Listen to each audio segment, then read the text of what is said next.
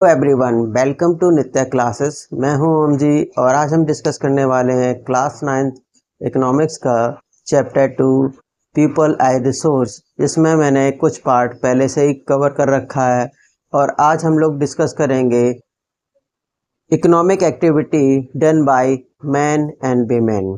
तो सबसे पहले समझना है कि इकोनॉमिक एक्टिविटी होती क्या है।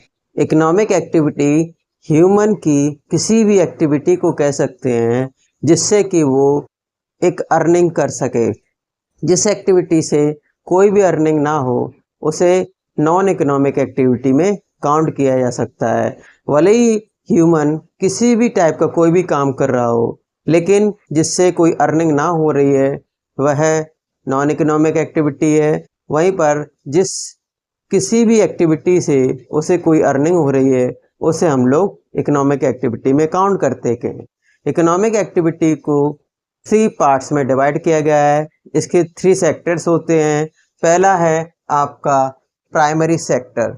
प्राइमरी सेक्टर में हम देखें तो कुछ एक्टिविटी ऐसी होती हैं जो कि रूरल एरिया की होती हैं, और या फिर वो एक्टिविटी जो कि अर्बन एरिया में ना हो करके रूरल एरिया से रिलेटेड होती हैं, फॉरेस्ट से रिलेटेड होती हैं, उन्हें हम लोग प्राइमरी एक्टिविटी में काउंट करते हैं। तो सबसे पहले नंबर पर इसमें है एग्रीकल्चर, जो कि फार्मर इंडिया के करते हैं। वो सारी एक्टिविटी जिसमें एग्रीकल्चर का वर्क हो रहा हो, चाहे वो फार्मिंग हो या फिर प्लांटेशन हो, सारी एक्टिविटी एग्रीकल्चर का ही पार्ट है। ये प्राइमरी एक्टिविटी में काउंट की जाती हैं। दूसरे नंबर पर होता है एनिमल हस्बेंड्री।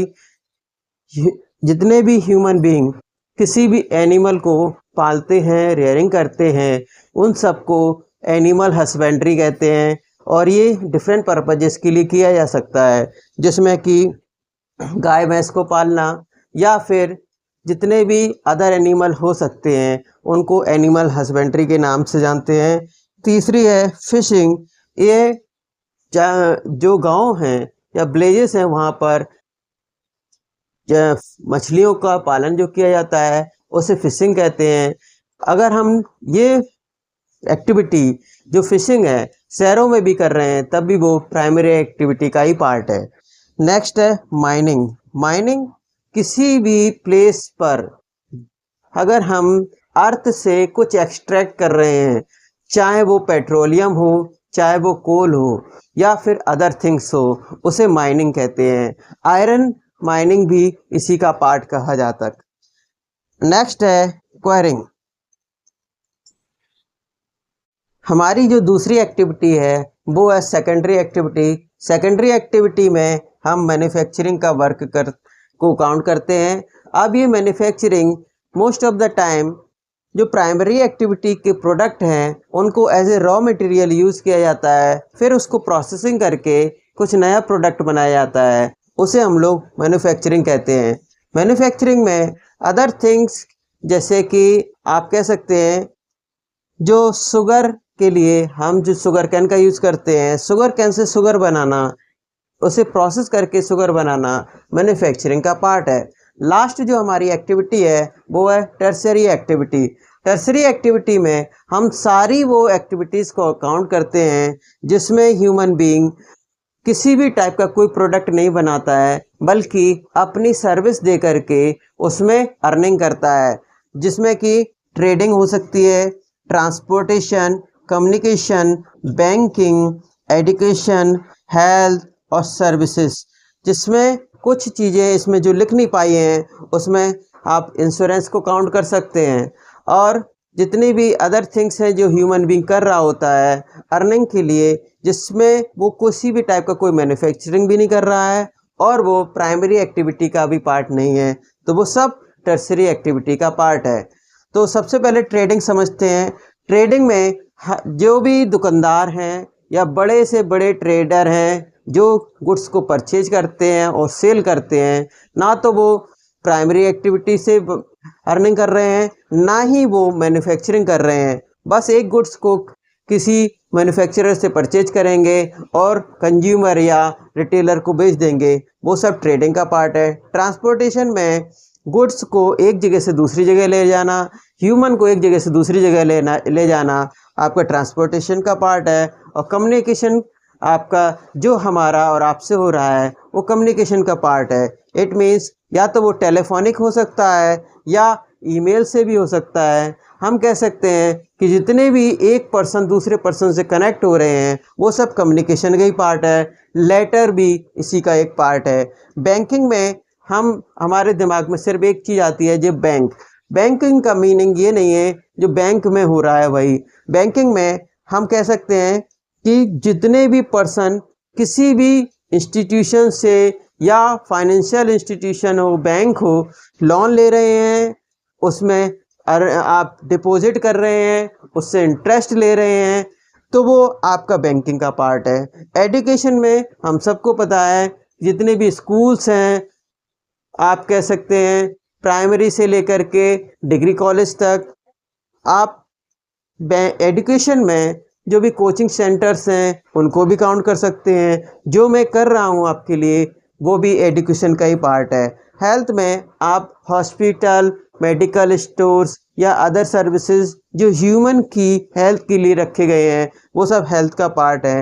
नेक्स्ट है आपका सर्विसेज में ह्यूमन किसी भी पर्सन के यहाँ जा कर के जॉब करता है, उस सर्विसेज का पार्ट कहते हैं। ये तीनों एक्टिविटी मिल कर के एक काम कर रही हैं जिसमें कि या तो गुड्स का प्रोडक्शन हो रहा है या फिर सर्विसेज का प्रोडक्शन हो रहा है। जब कोई भी कंट्री में गुड्स और सर्विसेज का प्रोडक्शन होता है तो वो इकोनॉमिक एक्टिविटी का पार्ट होता है और इकोनॉमिक एक्टिविटी नेशनल इनकम में ऐड होती है। इसीलिए हम कह सकते हैं कि हमारी सोसाइटी में 2 टाइप की एक्टिविटी देखने को मिलती हैं, या तो वो इकोनॉमिक एक्टिविटी होगी या फिर नॉन इकोनॉमिक एक्टिविटी होगी। इकोनॉमिक एक्टिविटी को 2 पार्ट में डिवाइड किया जा सकता है, जिसमें कि एक मार्केट एक्टिविटी है, दूसरी नॉन मार्केट एक्टिविटी है। मार्केट एक्टिविटी हम कह सकते हैं जिसमें मार्केट में जाकर के किसी भी टाइप का प्रॉफिट या अर्निंग की जा रही है, उसमें मार्केट एक्टिविटी काउंट करेंगे। वहीं पर नॉन मार्केट एक्टिविटी में हम लोग उन एक्टिविटीज़ को कहते हैं जो सेल्फ कंजम्पशन के लिए की जा रही हैं। जैसे जब फार्मर एग्रीकल्चर का वर्क कर रहा है और उस एग्रीकल्चरल वर्क से वो अपने सेल्फ कंजम्पशन के लिए फूड को प्रोड्यूस कर रहा है, तो वो है तो इकोनॉमिक एक्टिविटी, लेकिन नॉन मार्केट एक्टिविटी में काउंट की जाएगी। अब हम बात करें कि कुछ ऐसी भी चीज़ें हैं जिसमें कि हम लोग सर्विसेज को अपने बच्चों को देते हैं, अपने फैमिली को देते हैं। एक्टिविटी तो की जा रही है बट वो नॉन मार्केट एक्टिविटी है। अब हम लोग अपने कल्चरल और हिस्टोरिकल सोसाइटी की बात करें तो हमें देखने को मिलता है कि मैन और वीमेन की एक्टिविटी में बहुत बड़ा डिफरेंस देखने को मिलता है। मैन का जो वर्क है आउट ऑफ द हाउस रहता है मैक्सिमम, और वीमेन का जो वर्क है वो इन हाउस रहता है। बच्चों की देखभाल करना, उनको खाना बनाना, कपड़े धुलना, ये सब काम रहता है। वहीं पर जो मैन है उसका वर्क या तो एग्रीकल्चरल फील्ड में हो सकता है या मार्केट में जाकर के सर्विस देना, मैन्युफैक्चरिंग का वर्क है। लेकिन कुछ केसेस में, इंडिया के कुछ केसेस में आप देखिएगा वीमेन भी वर्क करती हैं।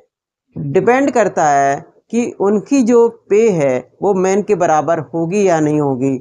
इंडिया में बहुत सारे ऐसे वर्क हैं जिसमें वीमेन को in comparison to man payment कम दिया जाता है और उनकी स्किल पर भी डिपेंड करता है। लेकिन हर प्लेस पर ऐसा नहीं है। जो ऑर्गेनाइज्ड सेक्टर हैं जिसमें कि गवर्नमेंट जॉब्स होती हैं, उनको उन प्लेसेस पर या फिर जो हाई स्किल्ड और एजुकेशन की रिक्वायरमेंट वाली जॉब हैं, वहाँ पर विमेन को भी मैन के इक्वल आप पेमेंट देखने को मिल सकता है।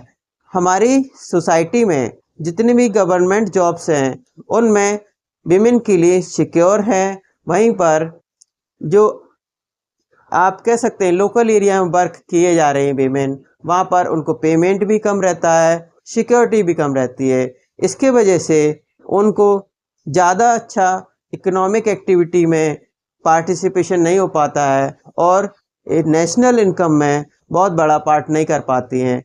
लेकिन ये टाइम ओल्ड टाइम में भी हो सकता था, आज ये इंक्रीज होकर के इक्वलिटी पर आता चला जा रहा है, जिसमें कि विमेन ने भी इकोनॉमिक जो डेवलपमेंट है उसमें, इकोनॉमिक इनकम है, नेशनल इनकम है, उसमें अपना पार्टिसिपेशन करना शुरू कर दिया है।